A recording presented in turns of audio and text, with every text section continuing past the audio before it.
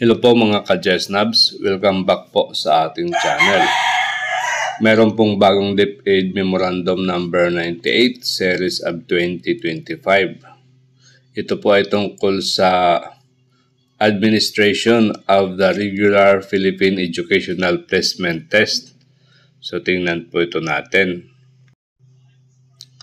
Ito nakalagay dito na the Department of Education DepEd through the Bureau of Education Assessment or BEA announces the administration of the regular Philippine Educational Placement Test in December 2025 for select testing centers. The specific details for administration shall be announced in a separate advisory.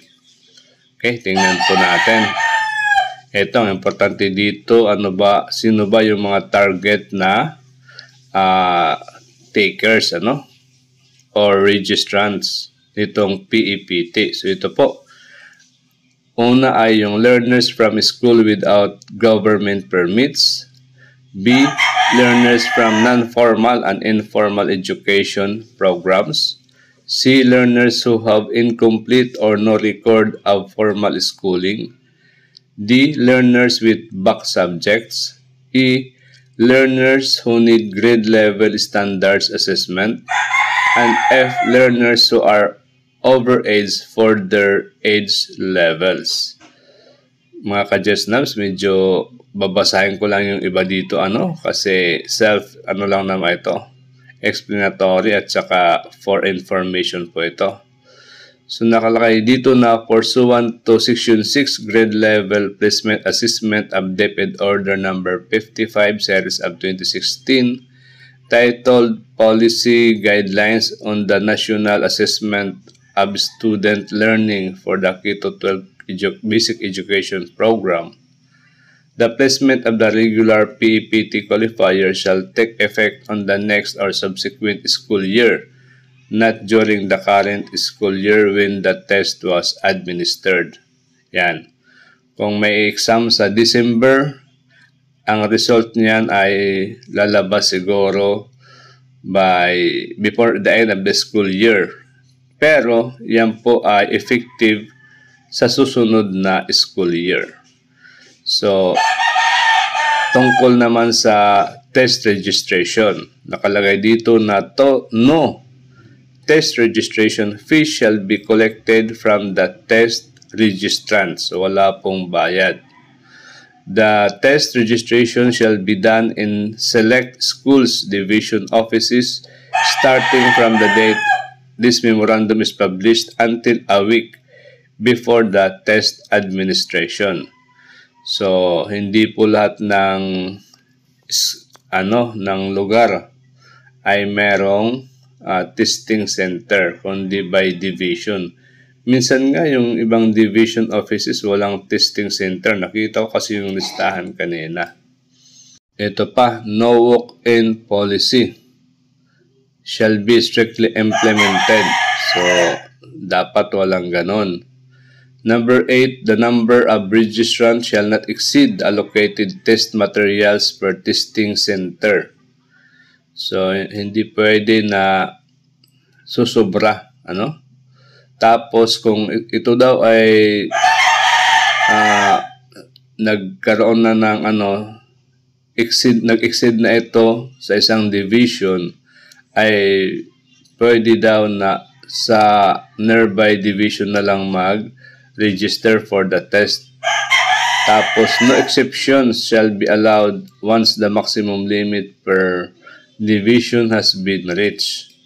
Pero alam naman natin na parati na lang itong ginagawa, itong PEPT exam. Kaya alam na ng ating mga BEA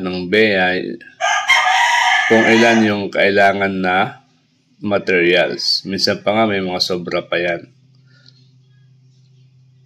The division testing coordinator shall be in charge of the evaluation of documents and ensure the documentary requirements of each registrant are complete. Below are the requirements for specific types of test registrants. So ito po yung mga requirement.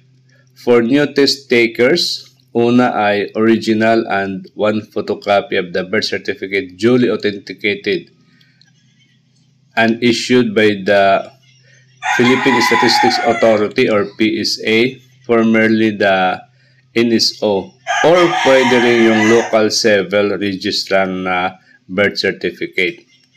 Number 2, certified true copy of the permanent school record, no? Yung SF10 or Form 137, signed by the school principal or registrar or school administrator with dry cell. Number 3, certificate of attendance in intervention programs or any proof of schooling. So yung sa ALS or yung sa regular na basic education man. 2 identical and recently taken 1 by 1 colored ID pictures with name tags. And 1 copy of the accomplished regular PEPT registration form. Sa last part ng video na ito ay meron pong tayong sample ng registration form. For test retakers and PEPT passers, ito po yung requirements. 1 original and 1 photocopy of the PEPT certificate of rating. 2 identical and recently taken 1 by 1 colored ID pictures with name tags. 3, 1 copy of the accomplished PEPT registration form. Sa mga testing centers, test materials, and number of actual registrants.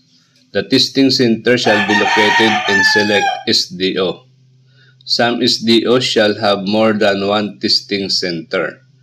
BEA BEA shall provide the number of test materials per SDO and designated testing center.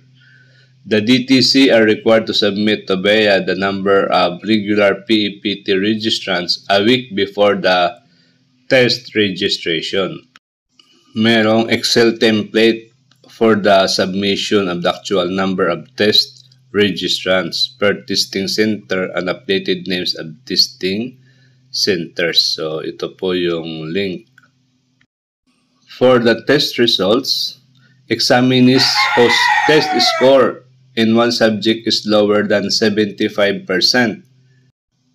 may be allowed to retake the failed subtest within 6 months from the date of examination.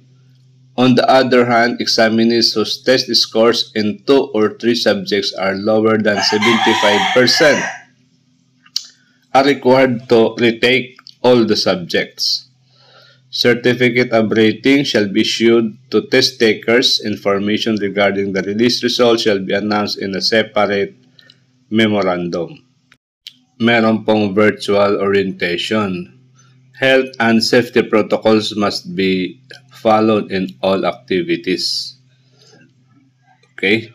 Mga ka-GSNABs, ito na, ipapakita ko sa inyo ang mga testing centers.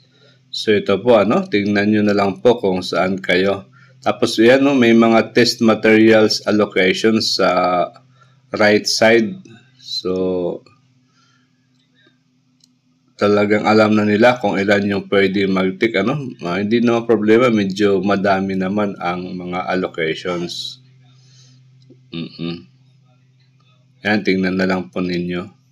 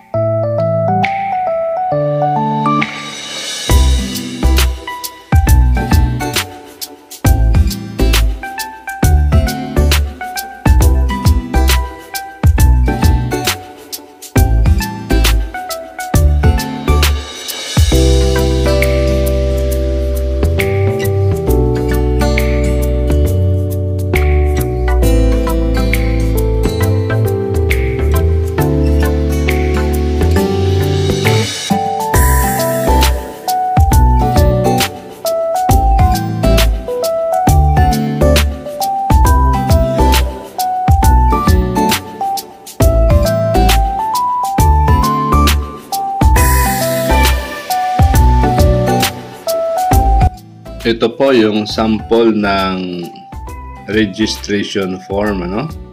Mga ka-Jesnabs, hanggang dito na lang. Thank you for having me. Bye-bye.